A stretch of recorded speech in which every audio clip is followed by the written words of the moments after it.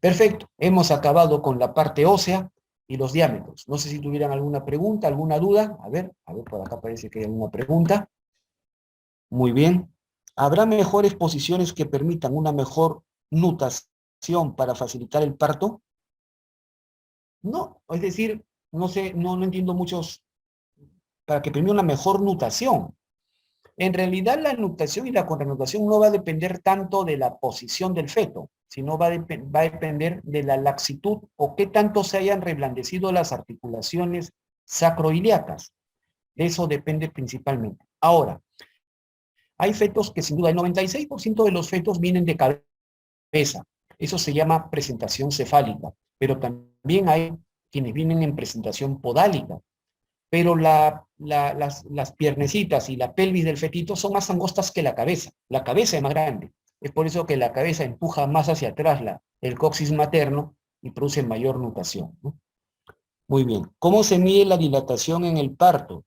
Ah, la dilatación se mide, bueno, obviamente por tacto vaginal, uno palpa no solamente la parte ósea. Cuando usted me está hablando de dilatación me está hablando del orificio del útero, me está hablando del orificio del cervix, del cuello uterino. Eso lo vamos a ver en genitales femeninos. Entonces, ¿cómo se llama? Eso se mide con ayuda de los deditos, uno va viendo, va calculando más o menos el cuello uterino qué tanto se está abriendo, ¿no? Por ejemplo, si entra un dedito, está en 1,5 cm más o menos. Si entran los dos deditos, entran 3 centímetros. Cada dedo es más o menos 1,5 cm. A partir de los 4 centímetros, 4 o 5 centímetros, ya iniciamos trabajo de parto. ¿Correcto? Varias veces han dicho, ustedes han visto, por ejemplo, mujeres que llegan al servicio de obstetricia y les evalúan y le dicen, no señora, siga caminando, sigue. La mujer está que se retuerce con los dolores del parto y le dicen que siga caminando, que espere. ¿Por qué? Porque aún no ha dilatado, ¿no? Entonces, cuando llega a 4, ya se inicia el trabajo de parto, ¿correcto? Muy bien. ¿Qué pasaría si no hay nutación? Ah, pues sin duda alguna, en ese momento hay que tomar decisiones radicales, ¿no? Si el feto no se ha atracado, no hay distocia, pues y no hay nutación, y se calcula el ponderado fetal también. ¿Qué tan grande es el feto? Hay formas de calcularlo, como la regla de Johnson, que permite calcular el ponderado, el peso del feto, y si es muy grande y no hay nutación, entonces hay que sacarlo por arriba, por cesárea. Se corta el abdomen y se saca por arriba. ¿Correcto? Pero si el feto es pequeñito, es de bajo peso ponderal, entonces podría de repente dársele chance vaginal. Eso se evalúa en el momento. Difícil de responder como una máquina, porque no todas las personas son iguales. Muy bien. ¿Alguna otra duda? Muy bien, entonces, perfecto. Ahora sí, pasamos entonces a lo que es las partes blandas, el diafragma pélvico principal. Permítanme un segundo, tengo una llamadita.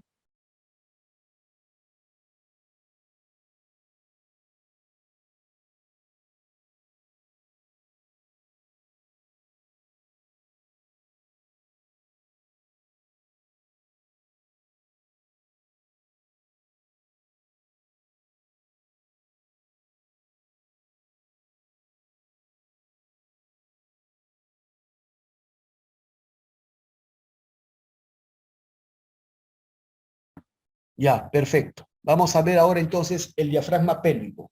Diafragma pélvico principal. ¿A qué le llamamos eso? A este conjunto de estructuras que ven acá. El diafragma pélvico, o también llamado diafragma pélvico principal. Principal. Es el que forma el piso pélvico. El piso o suelo de la pelvis. Esa estructura que ven acá, ¿correcto? Es una estructura musculofibrosa localizada dentro de la pelvis menor, dentro del desfiladero pélvico, ¿se acuerdan? Si uno lo ve de arriba, parece que fuera plano, ¿no? Parece que fuera plano, pero no, en realidad tiene forma de embudo, en forma de embudo. Es decir, los anatomistas decimos, tiene forma de infundibular, o sea, forma de embudo, ¿correcto? Es el diafragma pélvico principal. Ahí lo vemos, claramente señalado. Muy bien, ya. En el sexo masculino, en el hombre, el diafragma pélvico tiene 3 orificios, 3 hiatos, de adelante para atrás. El primero es para el paso de la vena dorsal profunda del pene. El segundo hiato es para la uretra. Y el tercer hiato es para el recto. ¿Ok? En el hombre tiene 3 hiatos. En la mujer tiene 4 hiatos. ¿Ven? 4 hiatos. El primero para la vena dorsal profunda del clítoris, el segundo para la uretra, el tercero para la vagina y el cuarto para el recto. ¿Ok? Notables diferencias. Muy bien. Pero en ambos sexos, tanto en el hombre como en la mujer, el diafragma pélvico principal, o piso de la pelvis, está formado por estos elementos. Esta es pregunta clásica en los exámenes. Está formado en primer lugar por el músculo elevador del ano, así se llama, músculo elevador del ano. El músculo coccígeo, o llamado también isquiococcígeo, y la fascia endopélvica que reviste a estos músculos. El músculo elevador del ano está constituido a su vez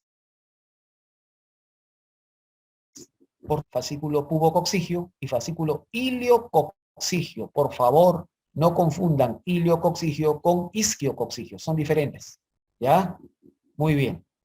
Ahí está. Estos ligamentos que he puesto acá con las siglas ATEA significa arco tendinoso del elevador del ano. Arco tendinoso del elevador del ano. ¿Qué cosa es? Es una condensación, un engrosamiento de la fascia que cubre al músculo obturador interno. Estos músculos que están acá, ¿ven?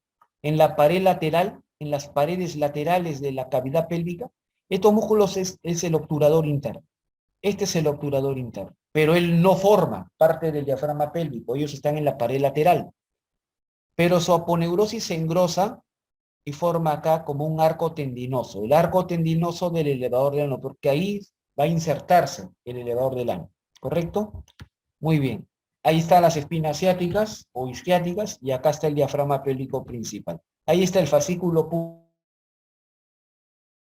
puborectal y el fascículo iliococcígeo. Esos tres forman el elevador del ano. Si a esto le sumas hacia atrás el músculo coccígeo o isquiococcígeo, ya sumándole ya tienes el diafragma pélvico. Y todo esto cubierto, revestido, forrado, envuelto por la fascia endopélvica. ¿Correcto? Muy simple. ¿Cómo está inervado? El elevador del ano está inervado, hay un nervio, ustedes lo ven en el libro de Frank Netter, en el plexo sacro, se llama nervio del elevador del ano y del coccígeo, que nace del plexo sacro de las raíces S3 y S4. Muy bien, aquí está el fascículo puborectal, va de la cara posterior del pubis y rodea el recto. En el sexo masculino emite fibras que rodean a la próstata, se llaman fibras puboprostáticas. En la mujer da fibras que rodean a la vagina, se llaman fibras pubovaginales. Y la función es obviamente elevar el recto y disminuir el ángulo anorrectal. Aquí está. Miren, aquí está el recto, que junto con el conducto anal forman un ángulo. Este se llama el ángulo anorrectal. El recto con el conducto anal forman un ángulo. El ángulo anorrectal, ¿correcto? Y aquí está el músculo o el fascículo puborectal, ¿ven? Es como una cincha, ¿correcto? Cuando se contrae, lleva hacia adelante, disminuye, agudiza, digamos, este ángulo. En cambio, cuando el fascículo puborectal se relaja, este ángulo más bien se amplía, tiende a ser llano, ¿no? Ángulo llano, revisen el libro de geometría, ¿correcto? Tiende a ser llano y por ende el recto y el conducto anal se disponen casi de manera lineal para la evacuación del material fecal. Muy bien. El fascículo pubococcígeo, ¿correcto? Va de la cara posterior del pubis hasta el coxis. Igual en el hombre da fibras puboprostáticas, en la mujer da fibras pubovaginales y su principal función es ser constrictor del recto y soporte de vísceras pélvicas. Mantiene las vísceras pélvicas en su posición, ¿correcto? Muy bien. En conjunto, el diafragma pélvico principal, el suelo de la pelvis, estas son sus funciones más importantes. La función más importante es que es el principal medio de soporte de órganos intrapélvicos. Resiste el aumento de la presión intraabdominal e intrapélvica. Constrictor y elevador de próstata y vagina. Obviamente próstata en hombre, vagina en mujer, ¿no? Obviamente. Realiza contralundación. ¿Correcto? Muy bien. ¿Por qué? Porque jala el coxis hacia adelante. Muy bien.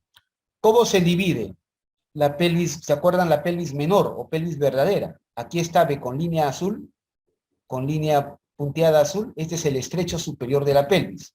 Perdón. El estrecho superior de la pelvis, ¿no? De aquí para arriba esto era pelvis mayor o pelvis falsa. Y de aquí para abajo todo esto es pelvis menor o pelvis verdadera, ¿se acuerdan? Pero dentro de la pelvis menor o verdadera está esta estructura que parece un embudo. Ese es el diafragma pélvico principal, el piso de la pelvis.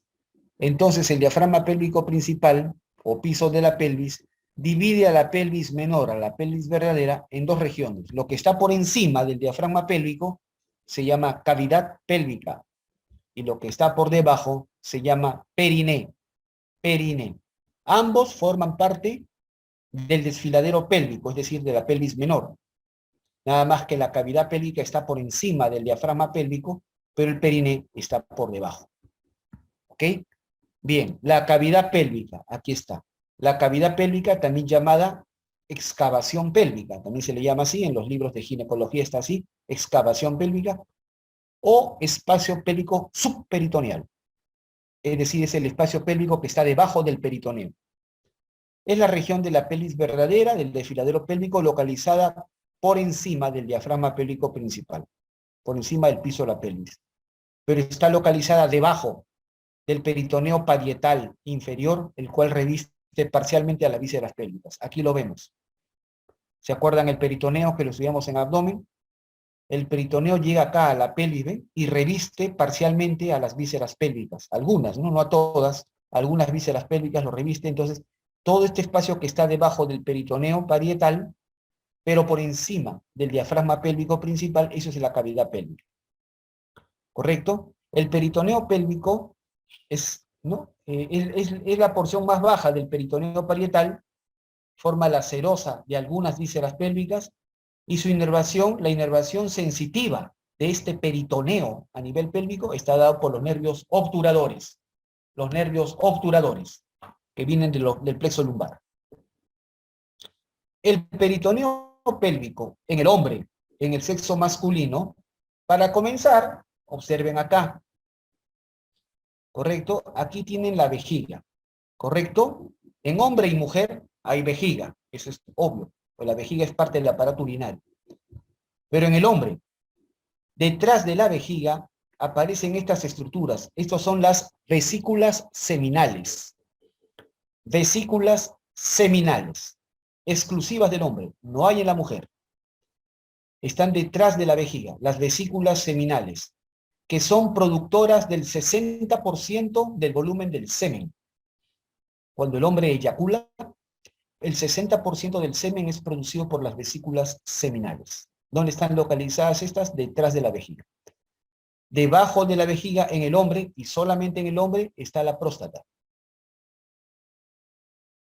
Entonces, si ves vesículas seminales detrás de la vejiga y la próstata debajo de este hombre, pues indiscutiblemente. ¿Correcto? Muy bien. Entonces, simple. Y detrás de esto está el recto. ¿Me dejo entender? Muy bien. Entonces, el peritoneo en el hombre cubre la cara superior de la vejiga y el tercio superior de su cara posterior. Cubre el fondo de las vesículas seminales y luego se refleja, se dobla y se pega al recto. Cubre la cara anterior del tercio medio del recto y la cara anterolaterales del tercio superior del recto. Y de ahí continúa para arriba. Eso es la distribución o la forma como reviste el peritoneo pélvico en el sexo masculino. ¿Correcto? Por lo tanto, en el sexo masculino, el peritoneo forma dos recesos. Acá ven uno y acá ven otro. Dos como fondos de saco. Dos fondos de saco, dos recesos. Este de acá, el receso prevesical, obviamente llamado así porque está delante de la vejiga. Prevesical. Pero que solamente se ve cuando la vejiga está llena. Cuando la vejiga se llena, cuando está ocupada por orina, ¿correcto? La pared superior de la vejiga se levanta y al levantarse se forma este receso. el receso o fondo de saco prevesical. Y entre la vejiga, detrás de la vejiga y delante del recto se forma este otro fondo de saco, el fondo de saco vésico-rectal, entre vejiga y recto, exclusivo del hombre, ¿correcto? Muy simple. Ahora en la mujer, ¿cómo es en la mujer? En la mujer no existen vesículas seminales, en la mujer no existe próstata, ¿correcto? En la mujer lo que hay detrás de la vejiga, ven ustedes acá, detrás de la vejiga está la vagina, aquí está la vagina, y encima de la vagina está el útero. Entonces, si ven vagina y ven útero, es mujer, indiscutiblemente, ¿correcto? Y detrás de la vagina y el útero, acá está el recto. ¿Me entienden? Acá está el recto. Entonces, ¿cómo se va a comportar el peritoneo en la mujer? Igual, cubre la cara superior y el tercio superior de la cara posterior de la vejiga, y luego se pega al útero, se pega al istmo, que es la porción angosta del útero, y se levanta por la cara anterior del cuerpo. La cara anterior llega al fondo del útero, luego baja por la cara posterior del cuerpo del útero, llegando nuevamente al istmo, por su cara posterior, y de ahí se refleja para cubrir el recto exactamente igual que en el hombre. También reviste el cuarto superior de la pared posterior de la vagina, eso también es muy importante. El útero baja por la vagina y de ahí recién sube al recto. Y el recto lo cubre igualito que en el hombre. ¿Ok? Muy bien. De tal manera que en la mujer se forman tres recesos, tres fondos de saco. El primero, el fondo de saco prevesical. El segundo, el fondo de saco vésico-uterino. En la mujer no existe fondo de saco vésico-rectal. ¿Correcto? Lo que existe en la mujer vésico-uterino y detrás el fondo de saco útero rectal. Útero rectal. Conocido bastante con el nombre de fondo de saco de Douglas. El fondo de saco de Douglas. ¿Se entiende? Muy bien. Bastante claro entonces. Fondo de saco vésico uterino y fondo de saco útero rectal. Muy bien. Eso es lo más importante. Bien. La arteria más importante dentro de la cavidad pélvica es la arteria ilíaca interna. Sin duda alguna, ¿no? La arteria más importante de toda la cavidad pélvica es la arteria ilíaca interna. Aquí la vemos. La ilíaca interna es rama de la ilíaca común. Esta ilíaca común nace de la aorta. Recordemos un poquito. La aorta abdominal, ¿se acuerdan? La aorta terminaba a nivel de la vértebra L4, delante de la vértebra L4. Terminaba la aorta. ¿Cómo terminaba la aorta? Se dividía en dos, ¿no? Las arterias ilíacas comunes. La ilíaca común derecha, que acá la vemos, y la ilíaca común izquierda, que acá está cortada. Las dos ilíacas comunes nacen de la aorta, a nivel de la vértebra L4. La ilíaca común desciende y se va a dividir en dos. Ilíaca externa, ilíaca interna. La ilíaca externa, ¿por qué se le llama así? Porque no se mete a la cavidad pélvica, se mantiene fuera de la cavidad pélvica. Por eso le pusimos el nombre de ilíaca externa. Ilíaca interna, porque ésta se mete a la cavidad pélvica, ¿correcto? También le llamamos arteria hipogástrica. Hipogástrica. ¿Por qué? Porque nace a nivel del segmento abdominal llamado hipogástrico. ¿Se acuerdan? Bastante sencillo. Muy bien. A ver, acá hay una pregunta, dice, en el drenaje de líquidos de la cavidad peritoneal, ¿lo que resta se queda en esos fondos de saco o cómo se extrae? Es una buena pregunta, es una buena pregunta. Sabemos nosotros que la presencia de líquidos por encima de los valores normales dentro de la cavidad peritoneal se llama ascitis, ¿no? O puede haber de repente una hemorragia, ¿correcto? Y claro, por gravedad, los líquidos van hacia abajo y se depositan en los fondos de saco inferiores, especialmente en el caso de la mujer, en el fondo de saco de Douglas, que es el fondo de saco más profundo, más bajo de la mujer. Efectivamente, en la mujer se puede acceder al fondo de saco de Douglas a través de la pared posterior de la vagina. A través de la pared posterior de la vagina. Eso lo vamos a ver en genitales femeninos. ¿Correcto? La pared posterior de la vagina está separada del fondo de saco de Douglas en su cuarto superior. Y hay un procedimiento que lo hace el ginecólogo, que se llama culdocentesis. Culdocentesis. Con ayuda de un espéculo se amplía, se esteriliza la vagina y se punza a través de la vagina para entrar al Douglas y del Douglas extraer el líquido y para analizarlo, para ver de qué se trata, qué cosa es. No vamos a esperar a que tenga gran cantidad de líquido en la cavidad peritoneal, pues porque eso ya cualquiera lo diagnostica, ¿no? Pero un médico hábil, astuto, precoz, diagnostica rápido y puede punzar a nivel del Douglas para extraer líquido, ¿cierto? Por ahí se puede acceder. Muy bien. Perfecto. Entonces, tenemos nosotros acá la vida en ilíaca externa, ilíaca interna o hipogástrica. La ilíaca interna, chiquita nomás es, mide 4 a 5 centímetros de largo, se orienta hacia abajo, hacia atrás y hacia adentro. O sea, inferior. Ustedes, la ilíaca interna se divide en dos tronquitos. Tronco anterior, que da ramas parietales y viscerales, y el tronco posterior con P de parietales, ramas parietales. ¿Correcto? Cada 3 ramas parietales. En total son 6 ramas parietales. ¿Ok?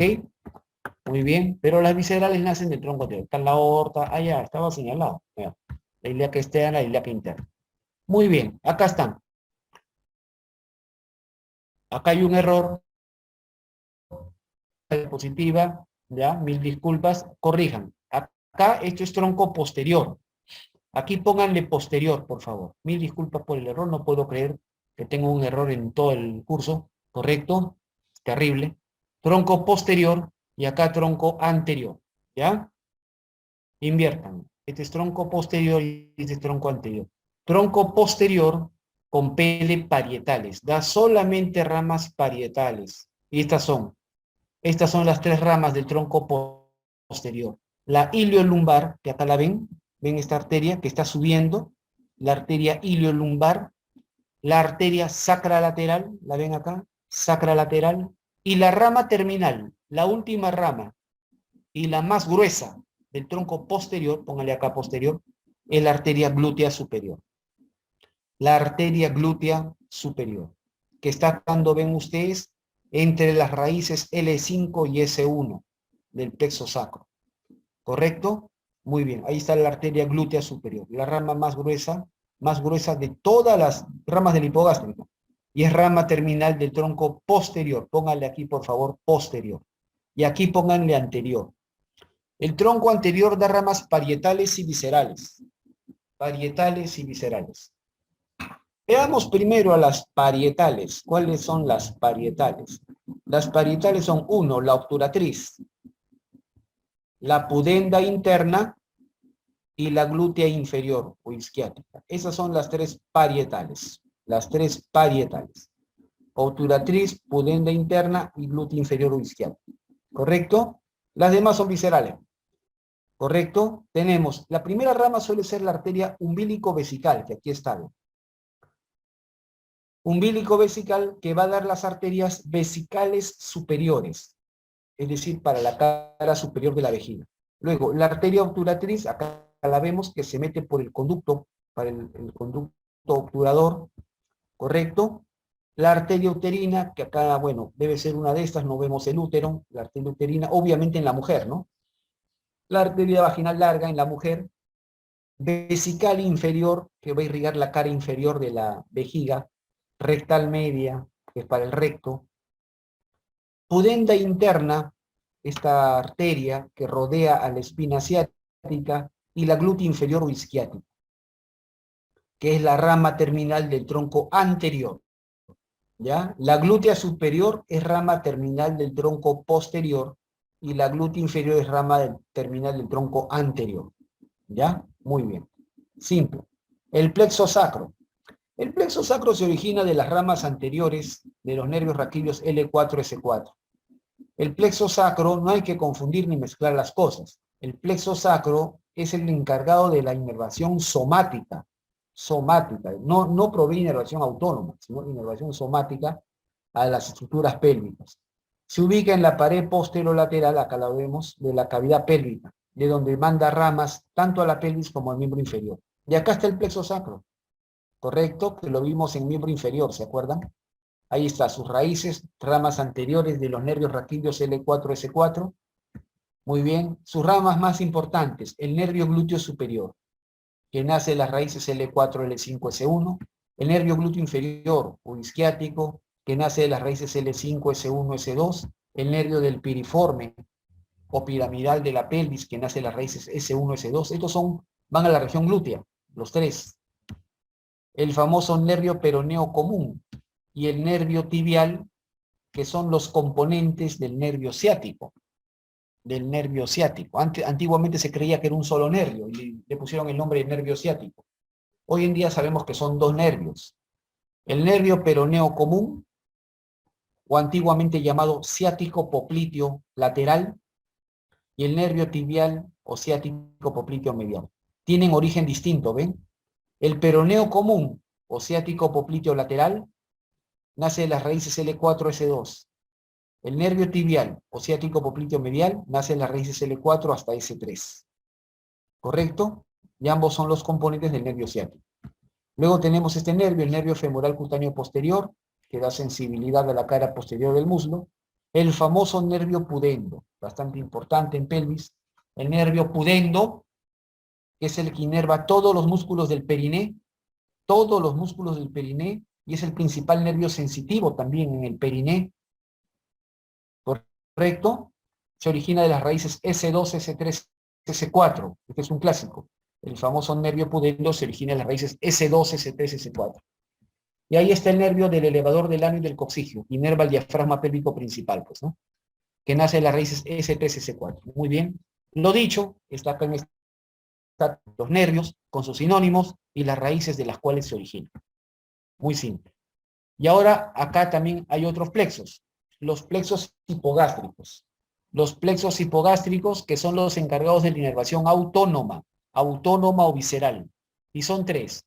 Un plexo hipogástrico superior, que es único, impar, localizado delante de las vértebras L4, L5, y dos plexos hipogástricos inferiores, par, hay uno a la derecha y uno a la izquierda, localizado a los lados, ven ustedes acá, a ambos lados de las vísceras pélvicas, tanto a la derecha como hacia la izquierda. Ahí está el plexo hipogástrico superior, y ahí está el plexo hipogástrico inferior del lado izquierdo, sería, ¿eh? Muy bien. Cada plexo hipogástrico inferior, cada uno recibe fibras, es decir, aferencias. ¿Se acuerdan? Aferencias. Recibe fibras de los nervios hipogástricos o nervios presacros del Latarjet, clásicamente se les llama así. Estos nervios vienen del plexo hipogástrico superior. El conjunto de fibras que van del plexo hipogástrico inferior a los plexos hipogástricos inferiores, eso se llama lo que clásicamente los maestros decían el nervio presacro del Latarjet. ¿Correcto? Y que era pues una tarea terrible disecarlo, ¿no? En las prácticas. Muy bien, ahora no es tan difícil. Ahora también se le llaman nervios hipogástricos, ¿ok? Muy bien. Ellos llevan inervación simpática. Y por otro lado los nervios esplánicos pélvicos, que vienen de las raíces S2, S3, S4. Estos tienen fibras parasimpáticas, ¿ok? Muy bien. Ya hemos visto cavidad pélvica, ahora hablemos del periné. El periné. El periné es esta región de abajo. Es la región que pertenece a la pelvis verdadera, pero que está localizada debajo del diafragma pélvico principal, debajo del piso de la pelvis. Y está enmarcado en los límites del estrecho inferior de la pelvis, lo cual significa que tiene los mismos límites del estrecho inferior de la pelvis. ¿Se acuerdan el estrecho inferior? Tiene también la misma forma de un rombo. Tiene forma de un rombo, ¿correcto? Y si ustedes trazan este diámetro que une las tuberosidades isquiáticas, esto se llama el diámetro biisquiático, divides al rombo, que es el periné, en dos triángulos, el triángulo anterior, o triángulo urogenital, y el triángulo posterior, o llamado triángulo anal, ¿correcto? Muy bien. Ahí está, esos son los límites. Lo mismo que los mismos límites del estrecho inferior. Borde inferior de la sínfisis del pubis, ramas isquiopubianas, tuberosidades isquiáticas, ligamentos sacrotuberosos y coxis. Muy sencillo. Muy bien. El periné anterior, en el hombre y en la mujer, no son iguales. El contenido difiere. El contenido en el perineo anterior del hombre está formado por la raíz del pene. ¿Correcto? Si tiene pene, es hombre, indiscutiblemente. ¿Correcto? Muy bien. Raíz del pene.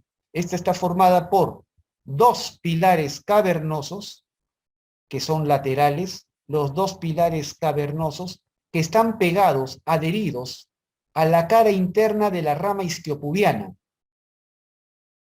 Y en la línea media, en el centro, el bulbo esponjoso, que en el hombre es uno solo, es impar, único, central, ¿correcto? Muy bien. Asimismo, estos tres elementos están rodeados de músculos. Vean, el cuerpo, el pilar cavernoso, está rodeado por el músculo isquiocavernoso. Este músculo isquiocavernoso envuelve a los pilares cavernosos. Y los músculos son dos. Los músculos bulboesponjosos, ven, son dos, derecho e izquierdo, unidos por un rafe. Son dos, envuelven al bulbo esponjoso. Y detrás vemos este pequeño músculo, estos dos músculos de acá, que son los músculos transversos superficiales del periné.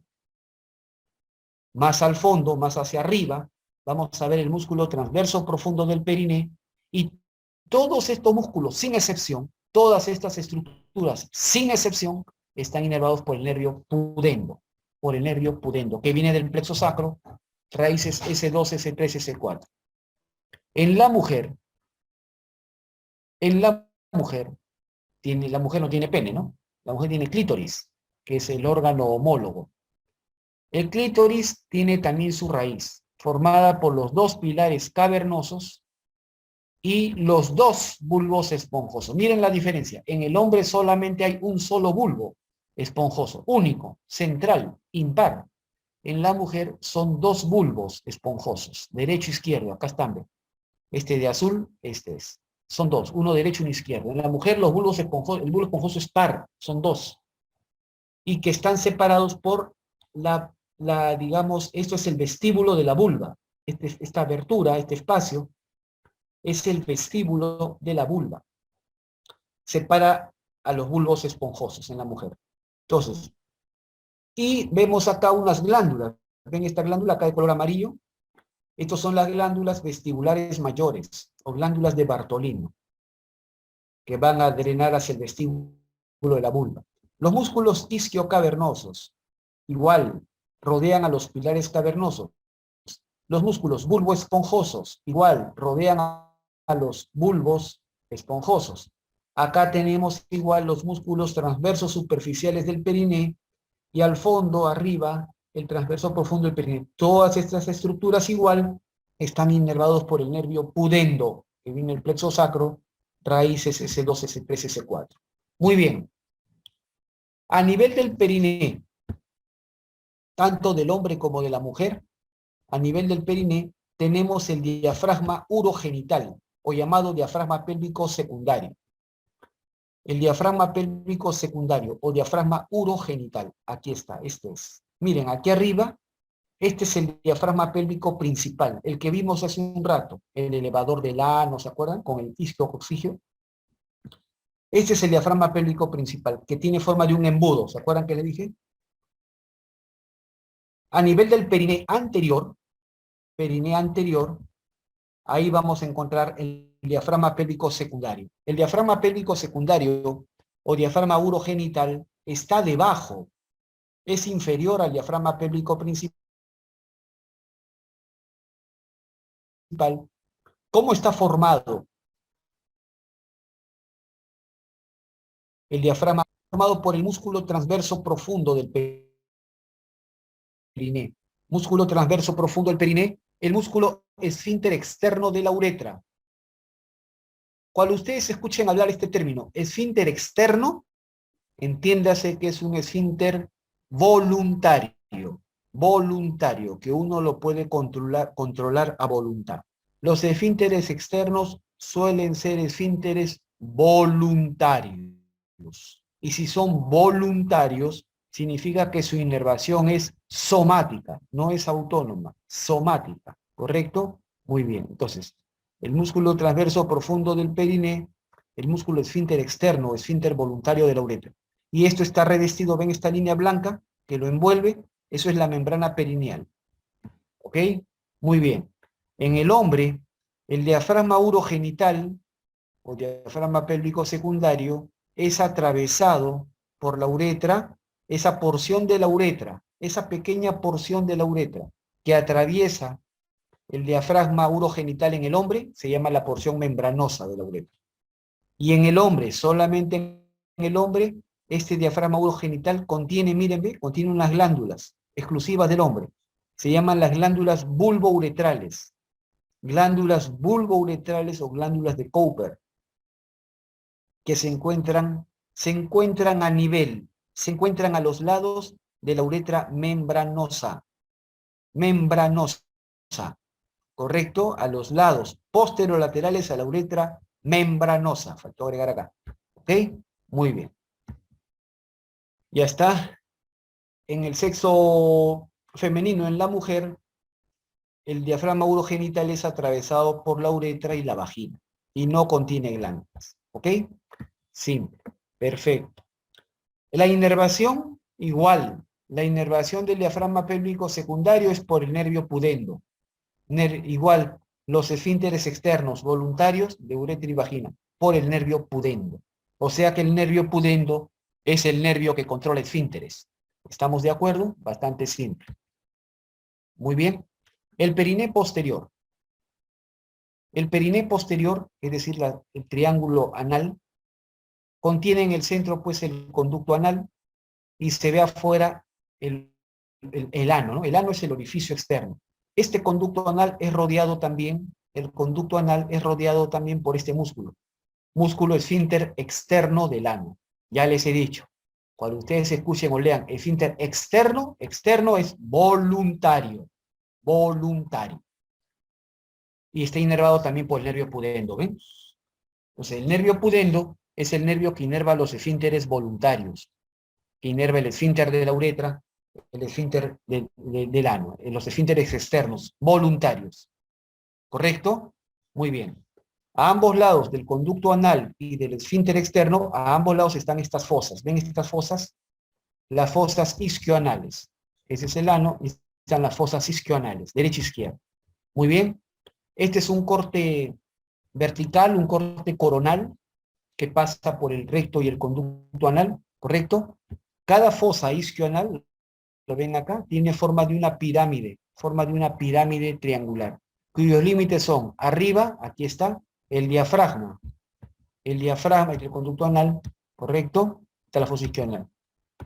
El diafragma pélvico principal, aquí está.